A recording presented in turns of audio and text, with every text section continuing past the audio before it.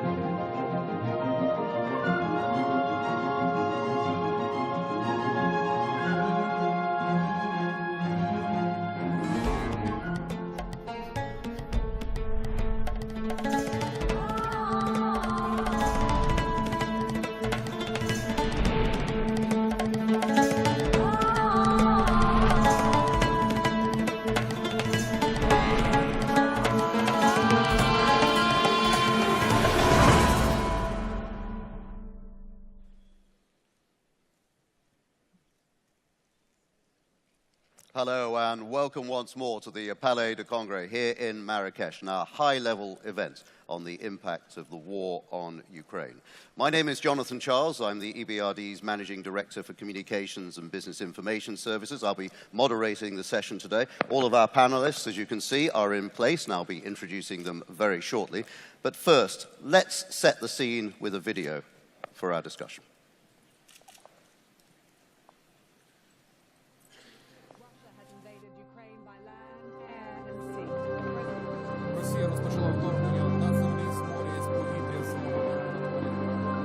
In the capital, many are still trying to flee.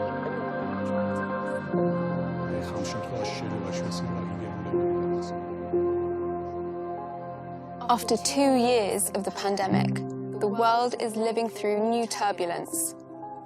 The war in Ukraine has had a devastating impact on the country, its neighbours, and beyond.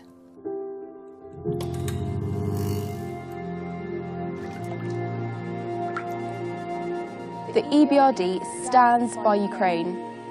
Our €2 billion resilience package is already helping citizens, companies, and countries.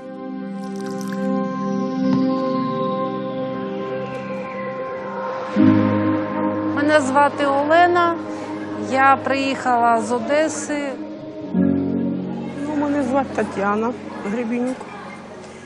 Приїхали ми із Луганської области. Мы из Азербайджана сюда приехали, в Киеве, учились, студентом были. Меня зовут Анастасия, я приехала из Украины, из города Запорожье. Ми заїхали оце сюди, аж у Польщу, зі своїми українськими паспортами. Не знаємо тепер, що робити.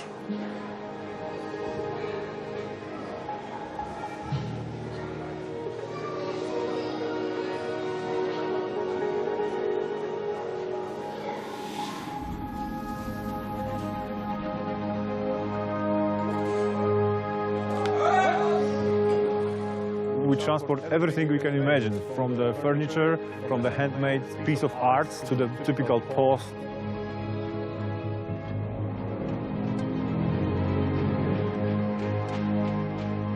We have a temporary hub for Ukrainian business here in Lublin. When the war started, we have been asked by the number of companies to help them with the transportation. It's important because they need to have a way to trade with the world.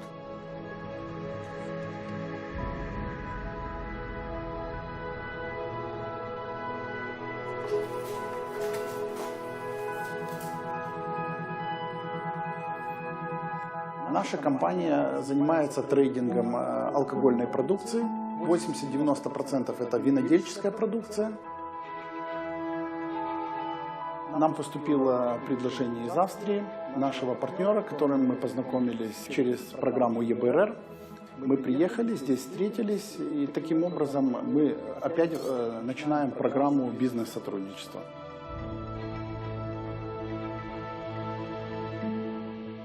While our work is already underway in the surrounding regions, we are also continuing to focus on supporting Ukraine.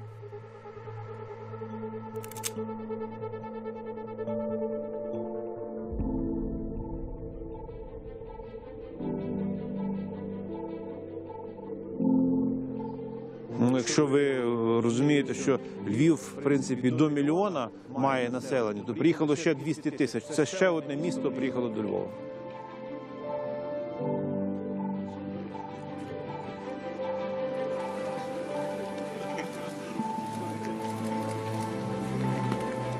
По-перше, банк є нашим партнером, і ми маємо довірливі відносини. По-друге, тому банк вже має з нами хорошу таку сталу співпрацю, і ми пропонуємо її продовжити, щоб вибудовувати таку велику програму.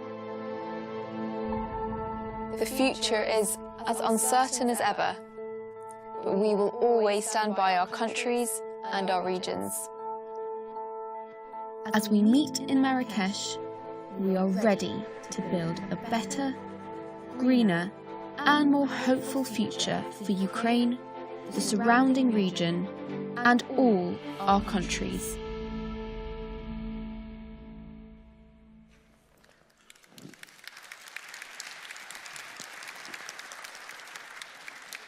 Well, as I'm sure you can see, a very sobering time for Ukraine, for all of us. Let me introduce our panelists today. First of all, at the very far end is Beata Javorcik, the Chief Economist of the EBRD.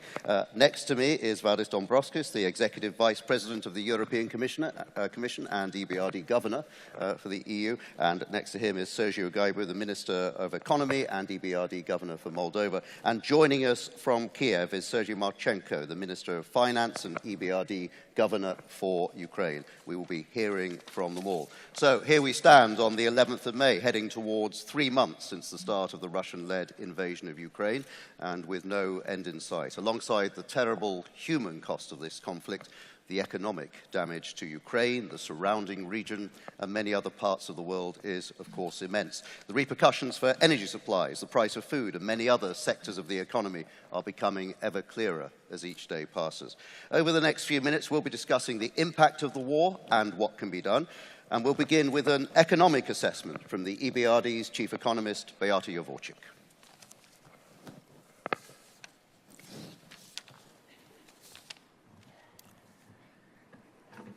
Good morning, everyone.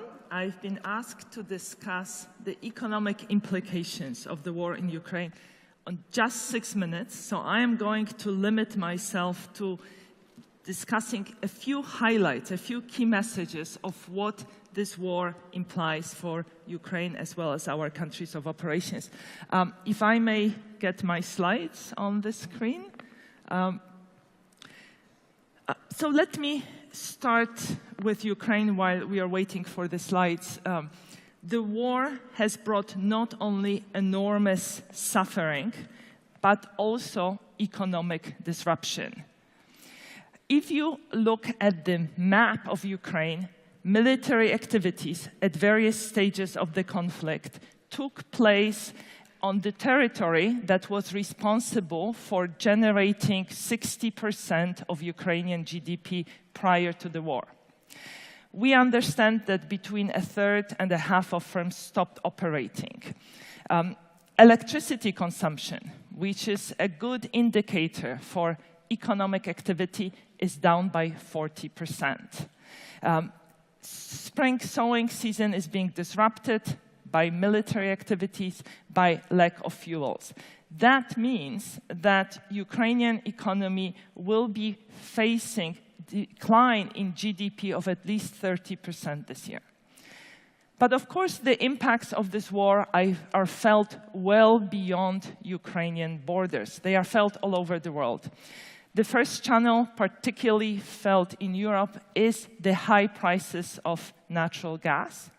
But also, global oil markets are being affected. Oil price is high. Here you see an interesting development in recent time. This is the divergence between the price of Brent crude and Urals crude. Urals is the type of crude exported by Russia. It's heavier, it has higher sulfur content. Now, as many Western oil companies are purchasing oil from Russia only under long-term contracts, but are not making purchases in spot markets, we are seeing the price of Urals going down. And what's also interesting that the data show that a larger and larger share of shipments is being denoted, as marked as going to unknown destinations. Now, the high prices of energy matter. They matter because they disrupt post-pandemic recovery. They also matter because they hit hard emerging markets. They hit hard households, because in lower income countries, people tend to spend a higher share of their income on necessities such as heating their homes. On this chart, you see that an average German household spends 7% of its income on utility bills, but in Romania, Armenia, and Moldova, that share is greater than a quarter. Moving on to the second very important channel, food prices. This is particularly relevant to this region, North Africa, where countries import a high share of their consumption of agricultural products, particularly wheat.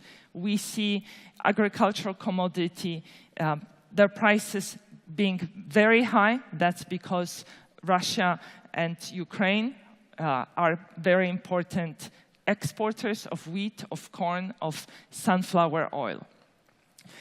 This is a difficult situation for North Africa.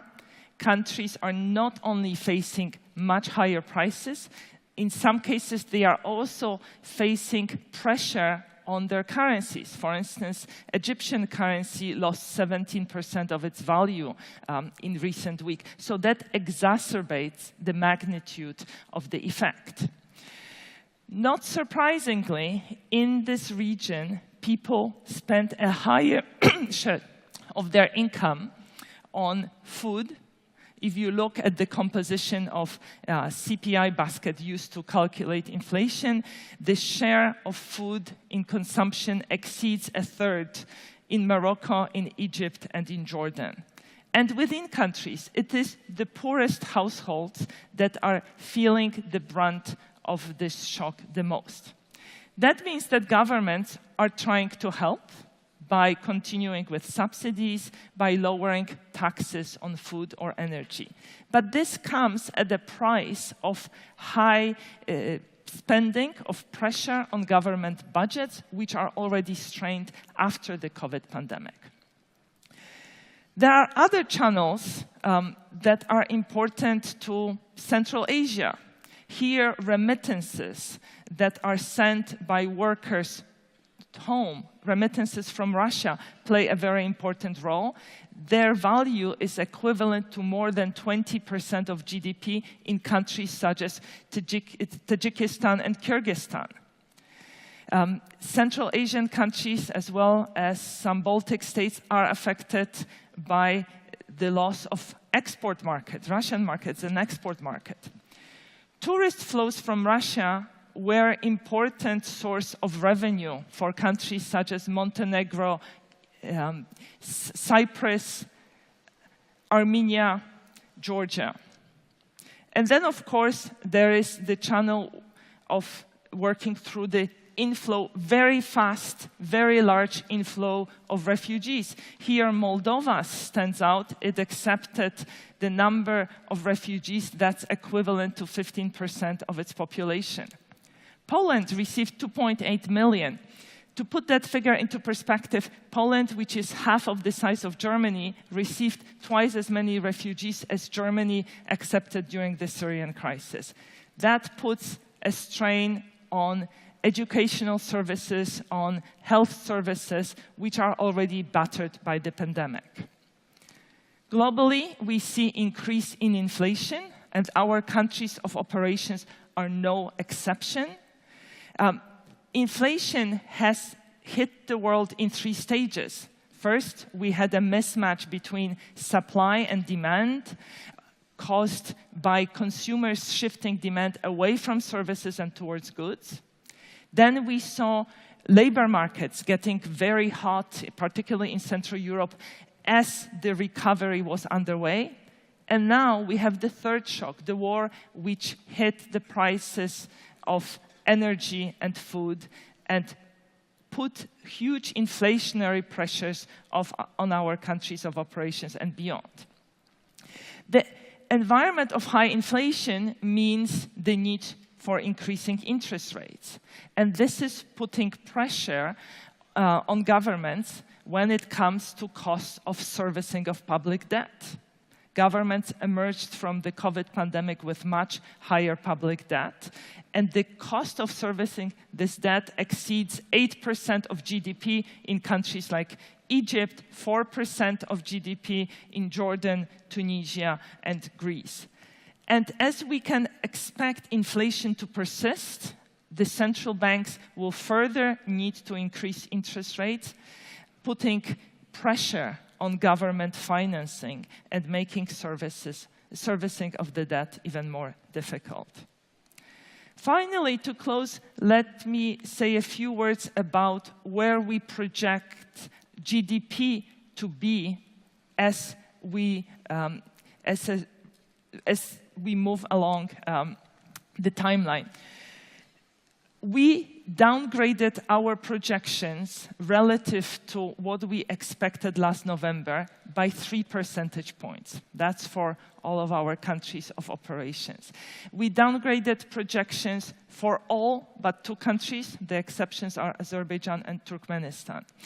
But the scenario that depicts this path, the blue line, is still based on very optimistic assumptions of the war ending sometime in the late summer and there being no disruption to the supply of natural gas to Europe. If we take into account disruption of supplies of gas to Europe, then we are in a much more pessimistic scenario depicted by the red dashed line.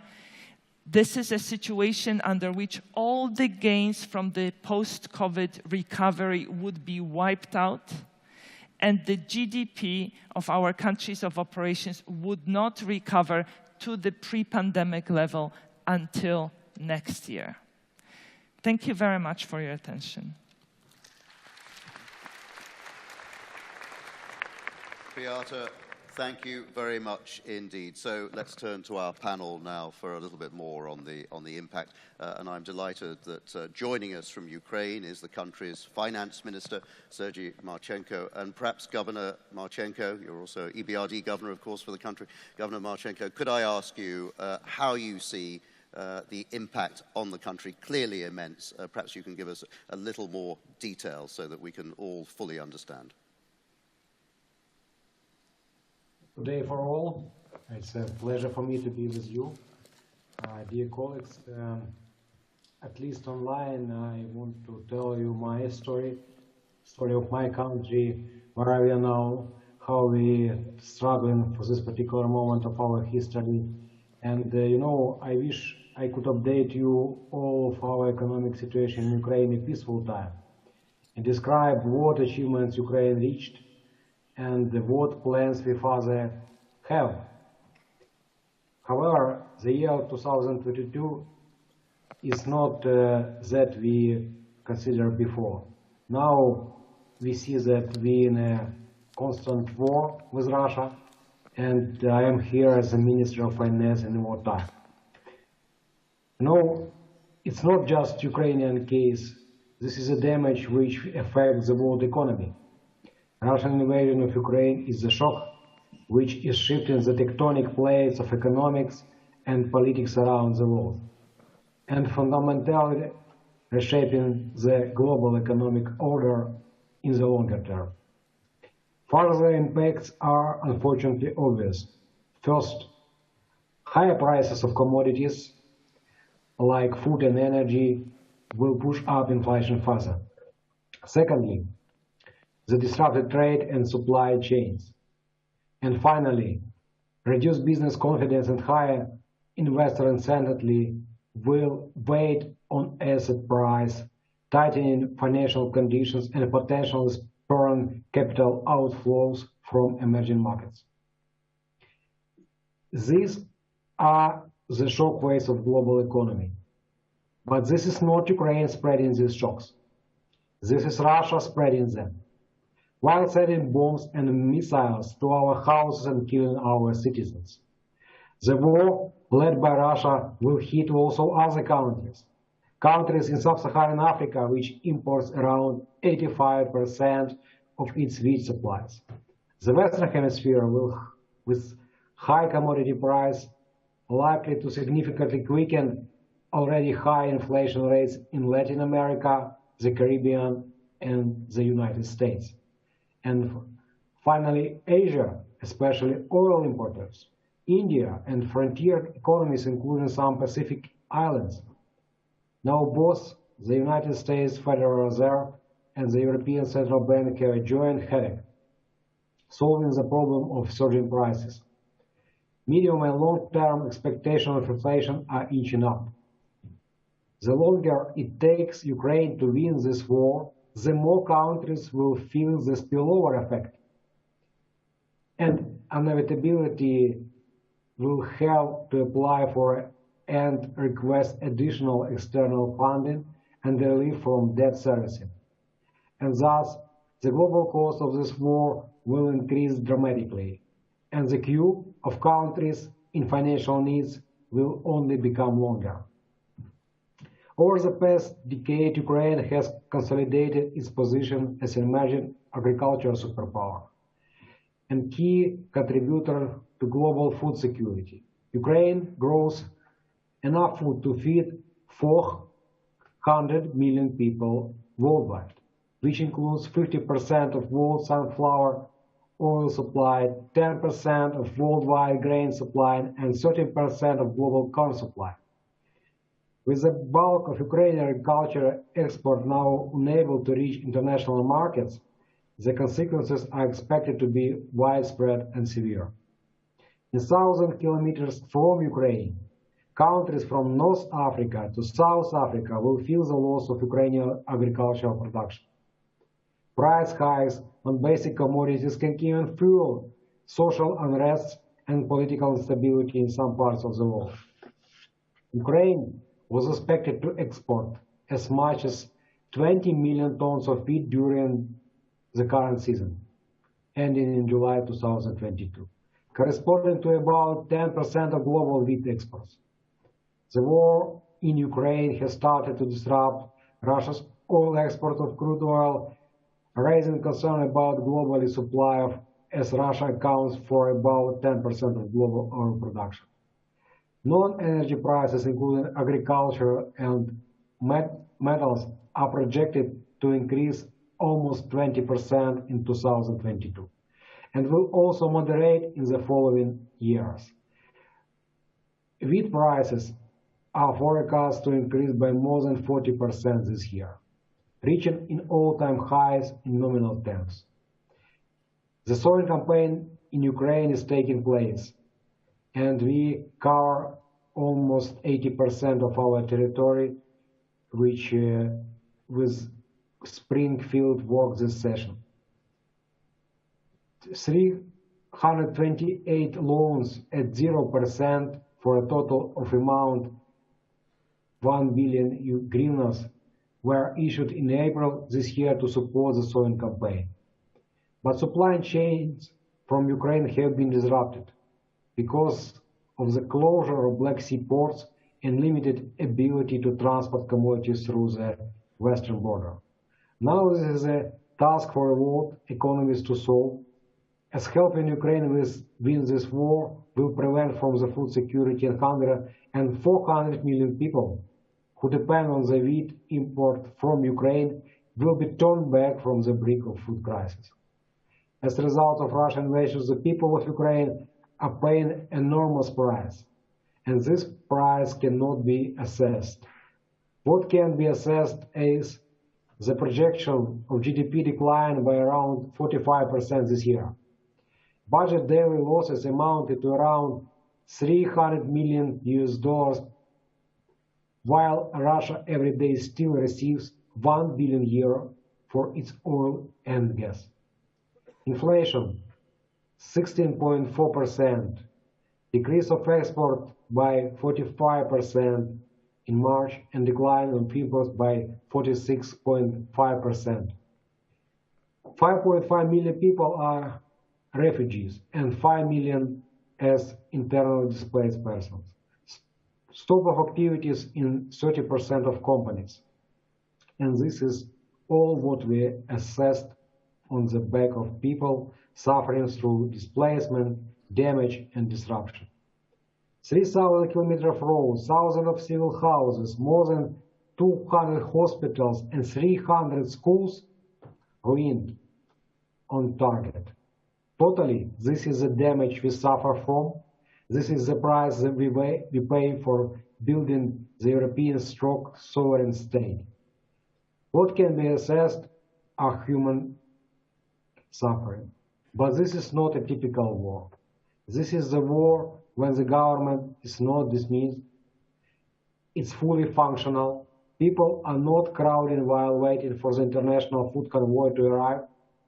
They receive salaries and social protection. Ukraine's government continues being fully operational. The budgetary system of Ukraine operates in full scale. The Ministry of Finance, the Treasury, and the National Bank of Ukraine jointly ensure the settlement of all necessary payments. The expenditures on securities and defense, as well as protected expenditures on pensions, social payments, salaries of civil servants, and sovereign debt service are financed as top of priority.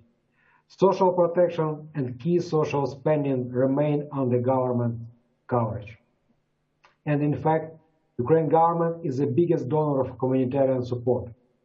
As for the priority expenditure on defense, security, and social protection, all the spendings are covered in full and timely. During the 2-month period, we spent for the humanitarian aid and internally displaced people expenses more than $1.5 billion. Ukraine is committed to service its debt in full. The Ukrainian banking system remains stable and liquid even at the time of martial law. As of May 1st, Ukraine's international reserves stood at $26.9 billion. We still managed to renew the activities, relocate business effectively, create conditions for the refugees to come back to Ukraine and engage in economic activities. With the support from the international community and with the unity and focus Ukrainian people possess, there is no other alternative scenario but to win this war. And we will win it. Thank you very much.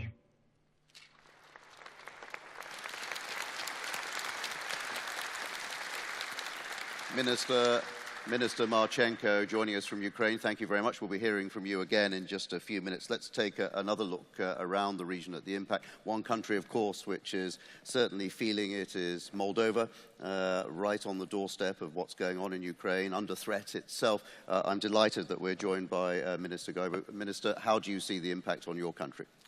Thank you very much for the opportunity to speak and for the great hospitality of Morocco and Marrakesh, and EBRD for organizing this event, which is really important for the international community. The war is terrible, and we already have heard Sergei telling us the results and the difficult times and the impact, the negative impact that is facing Ukraine. We witness split of families at the borders, fathers that remain on the other side of the border and wife with kids seeking shelter and assistance in Moldova. We witness kids during the night that are jumping from the bed at first noise and seeking the stairs to go down for sheltering. And this kind of negative impact will take a lot of time to heal.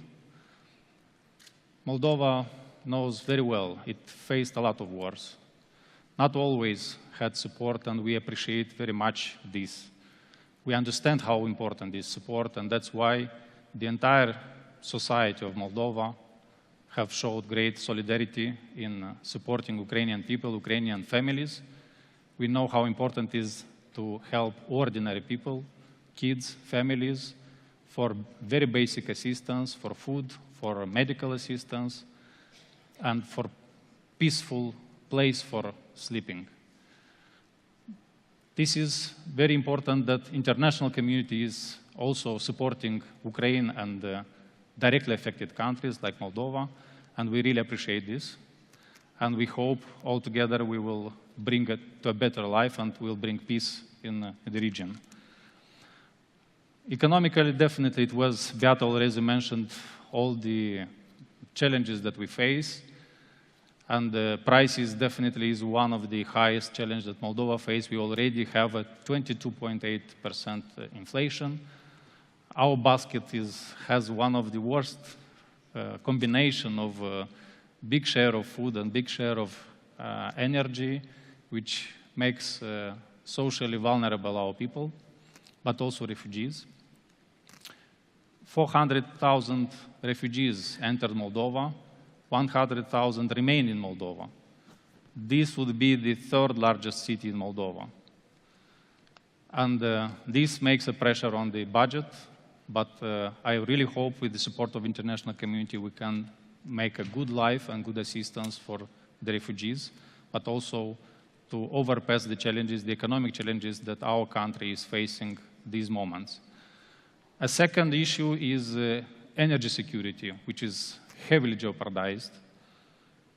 Our energy mixture is worse in the region, if we can say that it's a mixture, because actually we have one source of energy, is natural gas, and we use it for both heating and for electricity, production of electricity. This makes us extremely vulnerable from economic point of view, and we really need solutions for that. Trade is affected, both supplies and exports, and it was affected very quickly. Our agents, economic agents, just stopped at a certain moment the operations, and this, of course, impacted heavily our economy, and we needed to redirect quickly those flows, those economic flows, to other directions. And we actually see that economic impact is not only on Moldova and Ukraine, but also on the entire world. Prices are increasing. The trade is disrupted, supply and exports, and we are looking for solutions in this direction. And with the help of international community, we hope to find them. I will just give a few examples.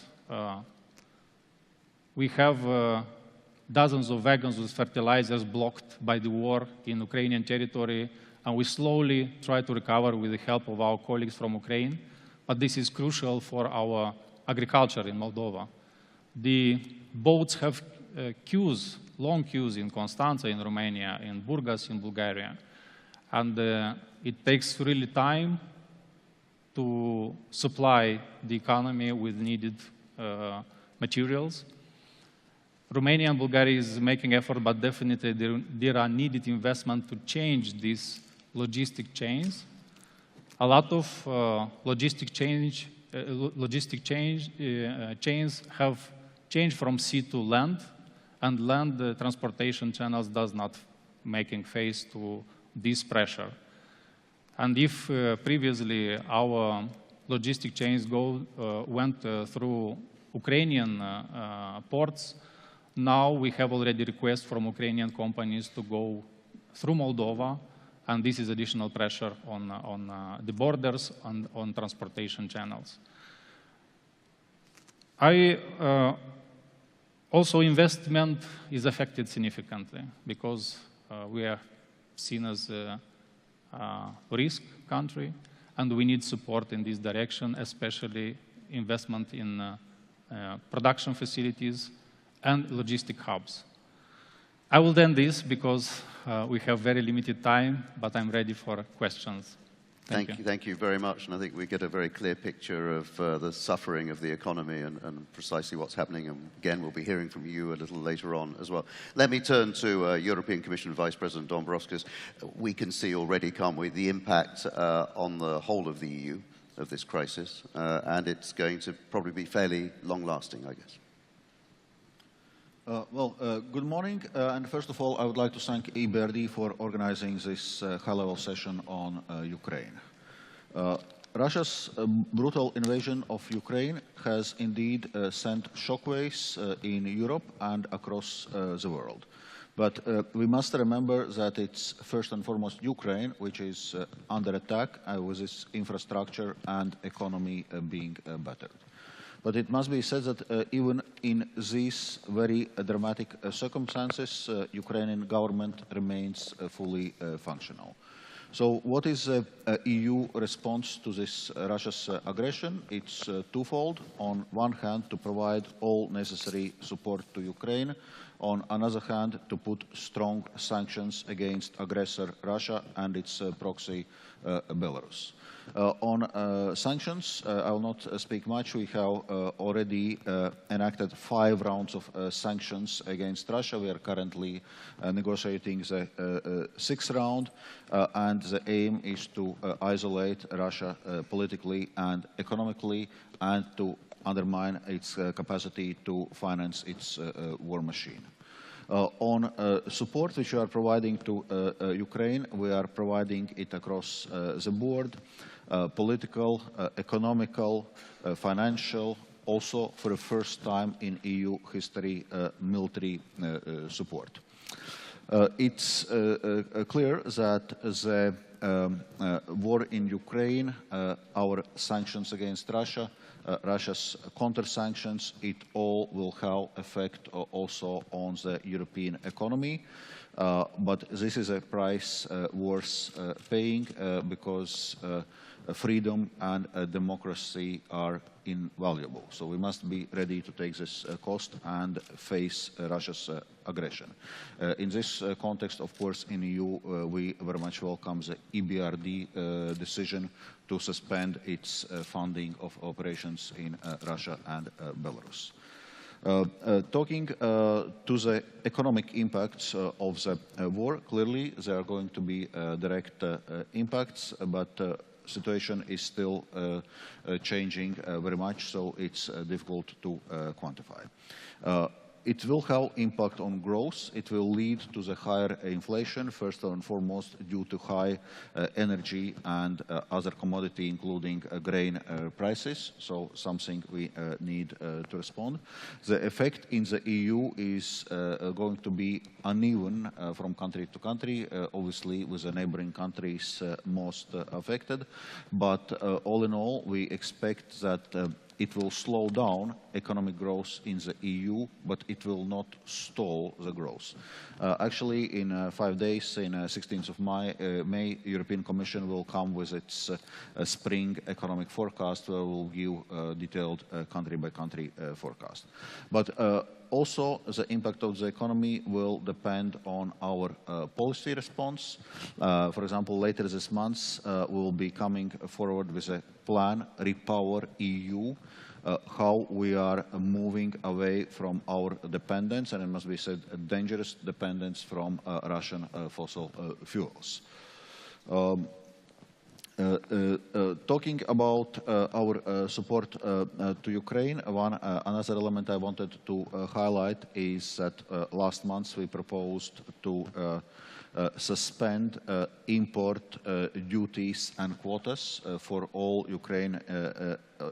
Ukrainian exports to the EU for the period of 1 year, and we are ready to extend it if this will be necessary, so to provide maximum help to the also to the real economy, to private companies.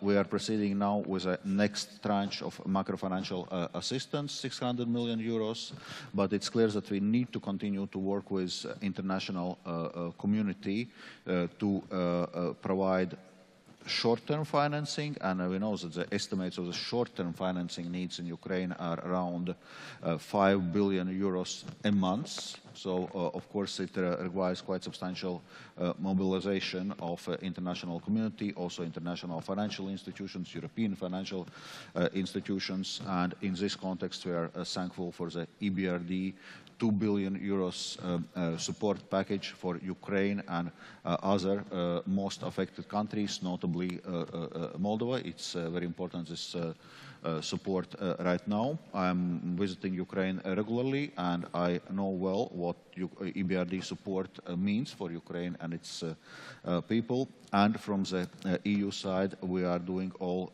necessary to provide prompt donor support to the bank so that you can continue your important operations. Looking more in the long term, of course, the major challenge will be Ukraine's reconstruction after the war. We cannot quantify once again the reconstruction needs because the damage continues every day.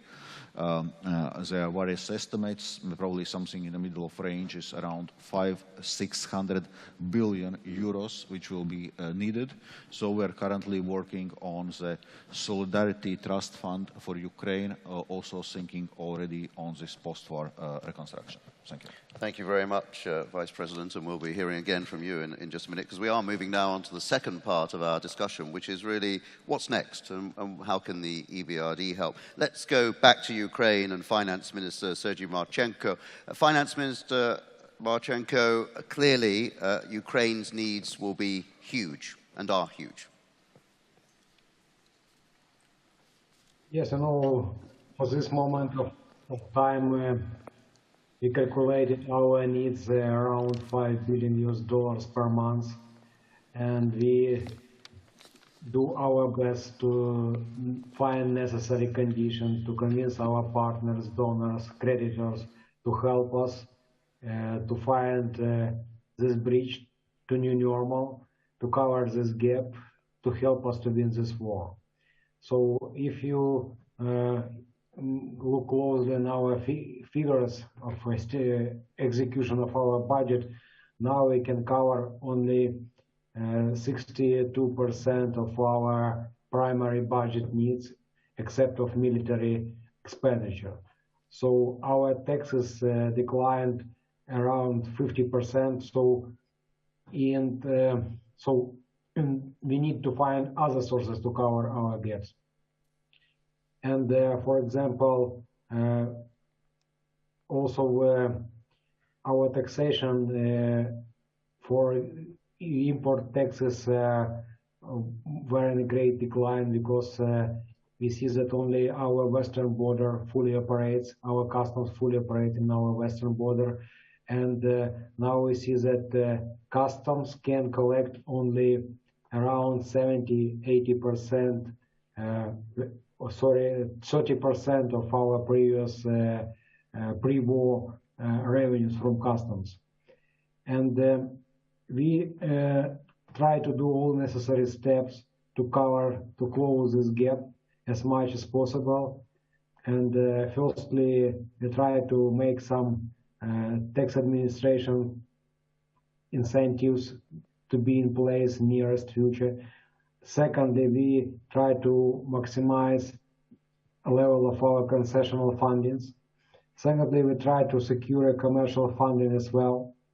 When the full-scale war started, we made a decision to issue war bonds during this period since March. And we already raised over $2.2 billion in war bonds. Military bonds are important investment tool to support the state budget in wartime. Also, we also, if you take a look at the reliable and stable source of budget revenues, this is one of them. Under the martial law, the Ministry of Finance worked closely with National Bank of Ukraine to support the country's financial and monetary systems. Our task is to fully finance the priority expenditures of state budget, which has forced us to partly return to the practice of monetary financing of the budget. At the same time, the amount of such funding is balanced and carried out on a residual basis. The Ministry of Finance is taking all necessary measures to maximize commercial funding through domestic military bonds and increase assistance from the international community. In addition to the steps we funded wise ourselves, we have to rely on concession funding and grants to win this war, stop the crisis spiral, and pull other countries back from the financial brink. The fiscal deficit is largely financed by international aid, European Commission, IMF, World Bank, EBRD, EIB, biggest economies even in the developing world. All are supporting us. But what we ask for and what our appeal for international partners is donors should maximize these efforts. I'm glad that today all of you are holding these discussions under the EBRD annual meeting umbrella, as we should also think about future rebuilding project efforts, which will not be only on the level of the state, but will require access to the concessional financing for municipals, state-owned enterprises, and the private sector. I think that this is the right time when the EBRD turns to its very roots and acts as development bank in pure sense, with sufficient level of risk taken to be able to match the demand. Ukraine has immediate liquidity crunch, so we need a more proactive approach and to look at Ukraine and the war from a more deviated angle. While defending our country and fighting against Russia, we take a massive risk internally to make Ukraine win this war. We would thus appreciate if you take a small risk to help Ukraine so that we can win this war. Thank you very much for this. Minister Marchenko, thank you very much again. And by the way, you can't see the room here, but it is bathed in yellow and blue light on the walls in honor of Ukraine. So you are with us physically, even if you are somewhere away from us. Let us move on to Moldova. Minister Goibu, clearly Moldova needs help as well. Thank you very much. We need support for social program, definitely, for our citizens and for refugees. We need investments, and investments in logistic hubs. This is clear that is a change for a long period of time, and the pressure is really high. And these investments needs to be done in Moldova, but also in neighboring countries, because the chains, this logistics chains, goes across several countries. Our energy sectors needs huge support in terms of both investments, alternative solutions, including renewables and energy efficiency. Public investments, they suffer, unfortunately, because of the high inflation. The National Bank of Moldova has to intervene, and it has the base interest rate of the National Bank already reached 15%, and this jeopardizes both public investment but also private investments, and we need programs that will support both of them, the investment in infrastructure, but also to support and to offer solutions for financing private investment in order to keep the economy growing. Unfortunately, we are forecasting rather a stagflation this year, and at least we need to support as much as possible a small growth. We hope for a small growth, and we cross fingers not to have a decline this year. And we ask for support in this direction. And we hope together with EBRD build these kind of new programs that will support the needs of the country and also international operations with many other countries that are actually suffering from the disruption of trade. Thank you. Thank you very much indeed, Minister. Let me turn to you, Vice President Dombrovskis, again. Clearly, the EU is already responding to this crisis. It has responded very, very quickly, and presumably there is a lot more response to come as you assess the needs ahead. And you touched on it earlier, the short-term needs, but also the long-term needs of reconstruction eventually. Well, indeed. Of course, in a short term, we need to focus on short-term needs because Ukraine is under attack now, so we need to support Ukraine now to be able to defend itself and, as Minister Marchenko said, for Ukraine to win this war. So that's why we are now looking, on a sense, on top of everything which we had been doing so far.